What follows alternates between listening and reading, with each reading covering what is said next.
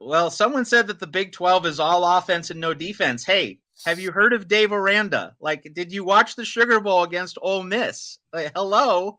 And I mean, the Big 12 also, you had John Heacock, the excellent defensive coordinator at Iowa State under Matt Campbell, who has, made life difficult he made life difficult for Caleb Williams. Like, Oklahoma did not conclusively put away the Cyclones. The Cyclones have been pesky for the Sooners, haven't always won, but they've been pesky. So let's just swat away that notion that the Big 12 is all offense, no defense. That was true a few years ago. That was true when you had Baker Mayfield, Patrick Mahomes, 66-59 games. It's not the same conference anymore, folks. It's not. Games changed.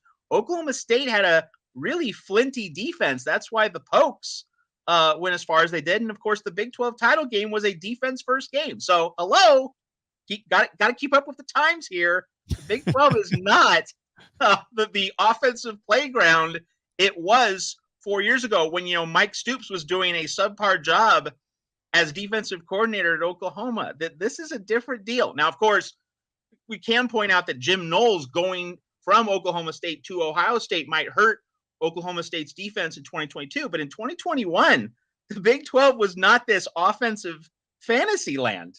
Like if you need to be paying attention there. Like that was obviously not the case. All right, so that's another comment I saw, and we need to dispense with that. So it underscores the point that Caleb Williams had stayed in the Big 12. He would face a much, much higher level of defensive competition and resistance than he is likely to here in the Pac-12. And you might say, Dan Lanning at Oregon. Well, again, USC doesn't play Oregon this year. So they might meet in the Pac-12 championship game. That would be, a very sexy clash and a very interesting, point to litigate, if Lanning is able to get his shot at Caleb Williams in December in Las Vegas. But more broadly, Big 12 would offer much stiffer defensive resistance to Caleb Williams than the Pac-12. There should be very little debate about that particular point.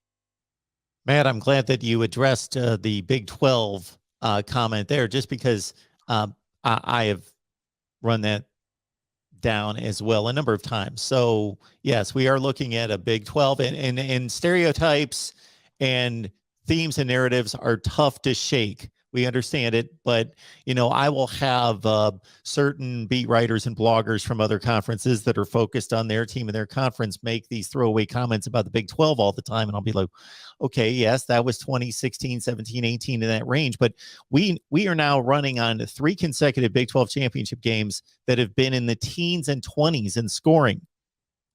As Matt cited, 21-16 last year, but that wasn't an aberration. That's 3 consecutive conference championship games played in the 20s.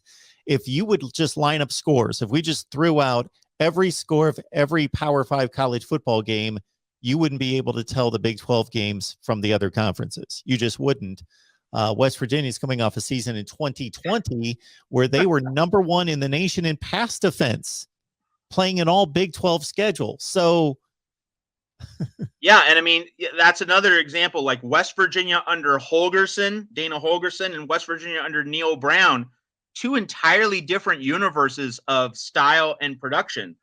West Virginia under Holgo 4 years ago, yeah, that was track meet football. But under Neil Brown, like West Virginia, barely scored against Minnesota in the Guaranteed Rate Bowl. And that was the dullest bowl game of all of the 40 bowl games.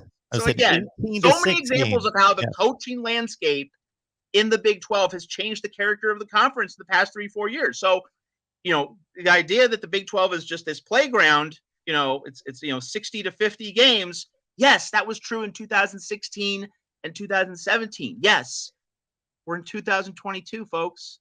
Just like what was true 5 years ago is not necessarily true today. All right. It's pretty simple.